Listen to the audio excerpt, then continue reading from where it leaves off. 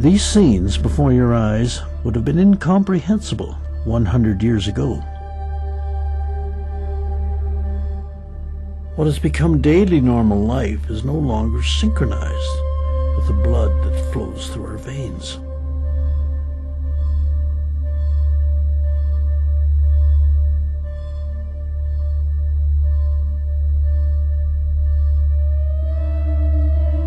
Seen from these actual NASA satellite pictures, we have illuminated the night in a macabre celebration of our progress.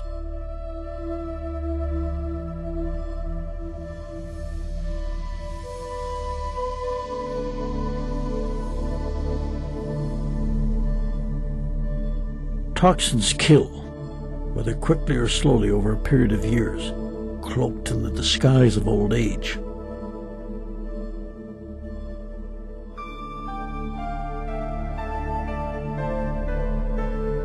Warm air moves north, and airborne transport of dioxins eventually reaches the once pristine Arctic.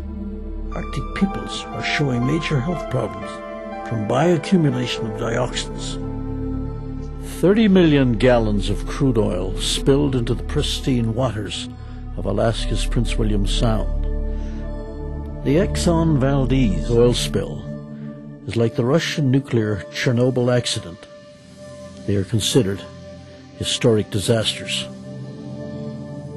Over 30 million gallons of oil from individual consumers in the form of automobile runoff enters the ocean every week, the exact equivalent of the Exxon oil spill.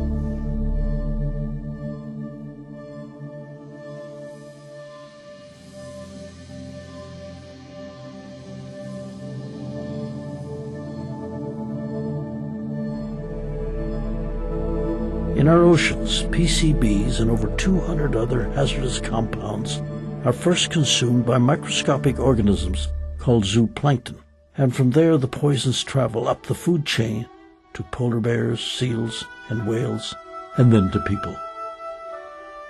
1,000th of 1,000,000th of a gram of dioxin can cause harm to the body, yet humans are now inadvertently consuming 300 to 600 times that amount every day.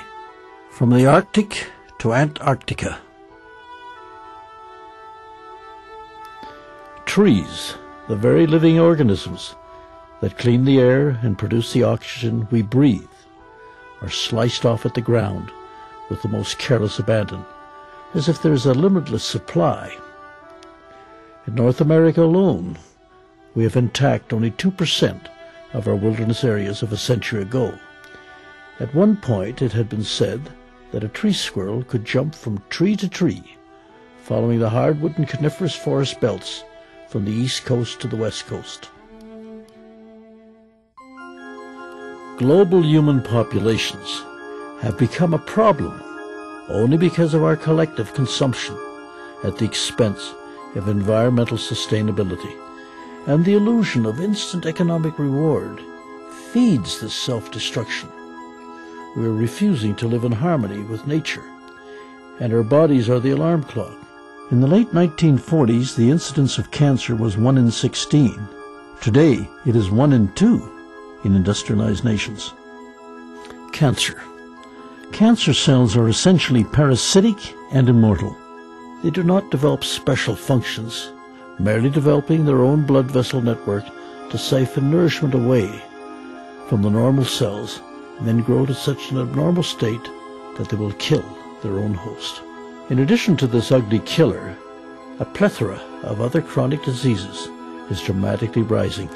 Shockingly, now the chance of each of us getting cancer or some other chronic disease at some point in our lives is almost assured, because of two key factors that are the underlying cause: deficiency and toxicity. This discovery was at the core of a young MD's research. His name was Dr. Max Gerson. As a boy in Germany in the late 1800s, Max loved to play in the forests and gardens of his grandmother, fascinated by what he observed.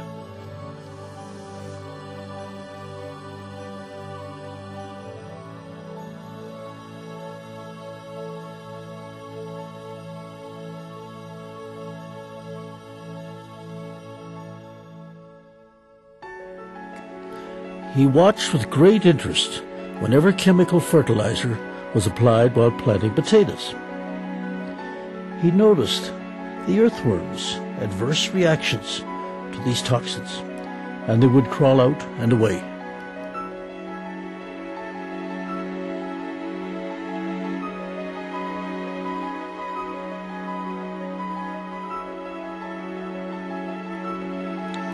Day by day, he gained insight into the relationships between plants and the nutrients they gained from the soil.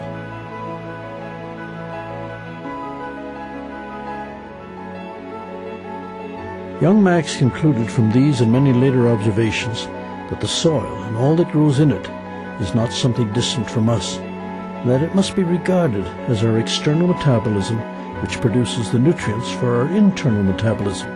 Therefore, the soil must be cared for properly and must not be depleted or poisoned. Otherwise, these changes will result in serious degenerative diseases in animals and humans.